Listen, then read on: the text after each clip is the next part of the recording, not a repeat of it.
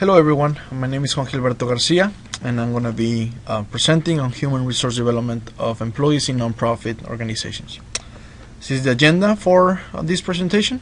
We're going to go over the types of resources, the definition of human resources, the development of human resources and the role of leaders in this development. We're also going to discuss coaching as an intervention, develop employees in nonprofits, also the strengths and weaknesses of coaching, an example of a nonprofit organization that uses coaching to develop its employees, and then we're going to go over the discussion questions at the end. Okay, so really quick, an overview on the type of resources that organizations have. The first one, of course, is the physical assets, the physical resources, machines, materials, facilities, equipment. These physical resources are important to the health of the organizations because they provide stability and strength. Okay, these are resources that you can actually see, you can actually touch. The second one is financial resources. We're talking about stocks, cash, bonds, investments, operating capital, and it also reflects the financial stability. The more you have, the better. And then the last one is human. Human resources refers to the people employed by an organization. Okay, and this is the one that we're going to focus on this presentation. What is human resources and what's the definition? When we talk about human resources, that's when we talk about the value of what people provides to an organization. We're talking about their skills, we're talking about their knowledge, we're talking about all the competences that they provide to the organization that create an organizational value. A lot of these times, these type of intangible assets are usually overlooked by leaders of the organization. There's a high cost of replacement because it's really expensive to recruit, it's really expensive to hire, it's really expensive to reallocate because you lose productivity. Then you have to retrain and you have to do orientation for new employees.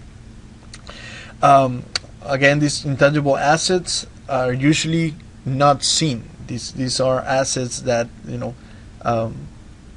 if applied correctly, it increases productivity and efficiency for a specific organization.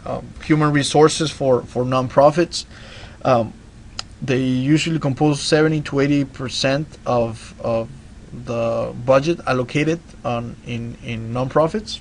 Usually 7 or 80% goes to their salaries. So far, the capabilities of human capital is a significant aspect of a nonprofit organization, even more important sometimes than the physical assets.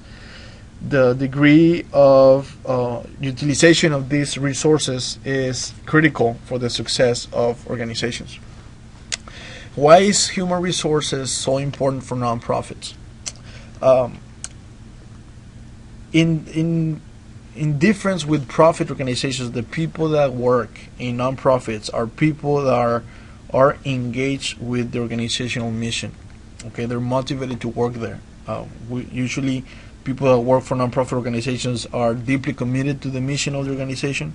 They are also hardworking. They are also service-oriented, and these are people that create this engagement feeling towards an organization. A lot of people do entire careers in nonprofits, and they're so adapt to the organizational culture that they don't want to leave.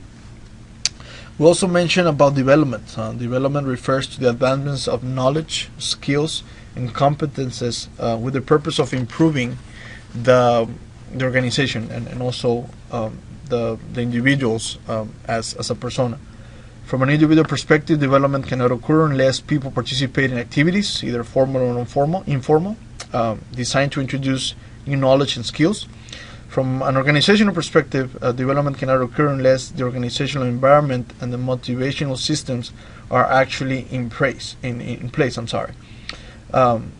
is not enough just to simply increase the knowledge and skills and competences of employees, but the organization needs to do an effort to make a permanent improvement in the organizational culture and in the change of organization. If for some reason the organization is not operating in a really good environment for people to working, if they're able to create this, if they're able to match the individual perspective and the organizational perspective, an organization can create competitive advantage over other competitors. Role of the nonprofit leaders in this case is, planning. It's important to plan. We saw it in several of the literature that we went over during this semester. Leaders just need to implement new strategies in organizations, make sure that employees are ready for it. Organizing, once the plan is ready, organizing is need to make sure that the people that were hired can actually carry out the plans. Staffing, going back to hiring people, this is really important. Organization, the success of an organization depends on the engagement and success of its human resources. So leaders need to know what is it that I'm missing and what type of people am I going to need for the future. What are the strengths and their weaknesses? Once they're hired and once they staff themselves with the right people, then it comes the process of controlling. The controlling is the managerial function to evaluate the development of a specific process. In this case, the development of an employee.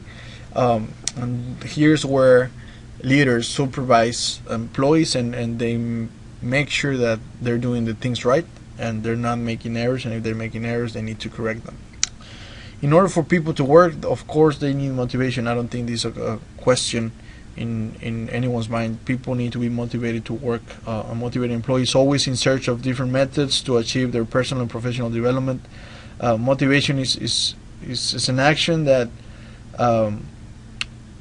that people feel indispensable to feel comfortable at a specific place. We went over motivation, and one of the things that coaching do is motivate. But what is coaching? Why am I focusing so much on this specific intervention? Well, coaching relationships involve conversation and strengthens the individual development of the learning of employees, and is a way to help them improve. Okay, it also helps employees with their career development. A definition of coaching, this is by Werner and De Simone. Coaching is a process used to encourage employees to accept responsibilities for their own performance and to enable them to achieve and sustain a superior performance. Coaches also analyze the type of coaching relationships required for each employee. All of them are different abilities, different needs, different wants. Because of this particular intervention, they are able to provide immediate feedback. Okay, coaches should identify the training needs of a specific employee, and also know their values, their abilities, their desires, and be worried about the well-being of employees. Coaching relations are designed to enhance employees' commitment and how the development benefits organizations. Okay, so this is one of it's a concept that is not that costly. Okay, it just requires two people, a coach and a coachee, and it's just it's really simple, informal relationship that can be used in nonprofits. In some of the literature that we received from Dr. Brown, on the left side you have the 5 reasons why people leave nonprofit organizations. Number 1 is not matching the skills and assignments. Number 2 is failing to recognize contributions. Number 3 is not measuring the value. And number 4 is failing to train. Number 5 is failing to provide a strong leadership. On the first one, coaches can be good communicators. Because of the interactions, they know what type of skills and what type of knowledge employees have. Hence, they will communicate with them and they will place them in the right place.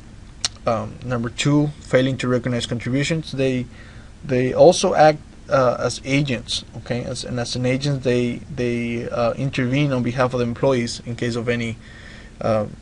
If they're not motivated, if they don't feel recognized, as an agent, they're going to look for recognition systems that can address this issue. Number 3 is not measuring the values. As an advisor, a coach can direct and support employees in their career growth if they have a value, and employees feel that they can do more, then a coach can help them through this. Failing to training, this is a really common issue in nonprofit organizations. Coaches can be instructors and train employees. And the last one is failing to provide strong leadership. Coaching is an appraiser, and as an appraiser, should evaluate an employee's performance and provide feedback, and make sure that they're doing what they're supposed to be doing. Some of the strengths of coaching we can summarize here is promote the development of behaviors and actions of each individual, encourages positive learning processes, and number 3, persuades effective work performance. Some of the weaknesses that we can find is status quo, difference in hierarchy, confidentiality. A lot of the times coaches have higher positions and they just don't have the time to make these interactions happen. And confidentiality, there's a lot of information, secret information that is shared, and a lot of times with all this social media and all this, this issue of confidentiality is can be considered a weakness for coaching.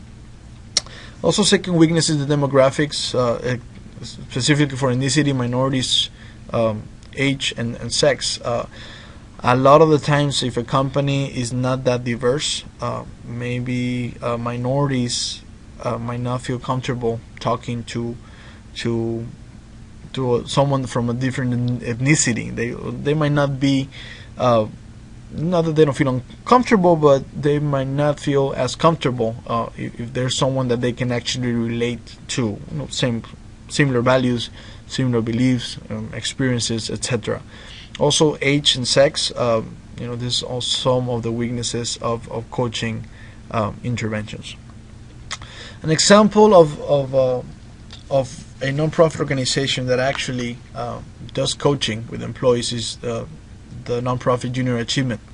Pretty sure that you guys are familiar with this specific nonprofit. Junior Achievement is the world's largest organization dedicated to educate students about workforce, entrepreneurship, and financial literacy. Junior Achievement helps prepare young people for the real world by showing them how to generate wealth and effectively managing assets. There's about 8 million students around the world engaged in this specific program. As most of the nonprofit, Junior Achievement is mission-driven. Its headquarters in Colorado Springs, and right now currently employs 2,700 employees across the country. For discussion, after we saw specifically coaching as an intervention, I want to discuss with you what type of individual trainings and interventions have you experienced in your career, and if that specific training and that specific intervention actually make a difference in your career.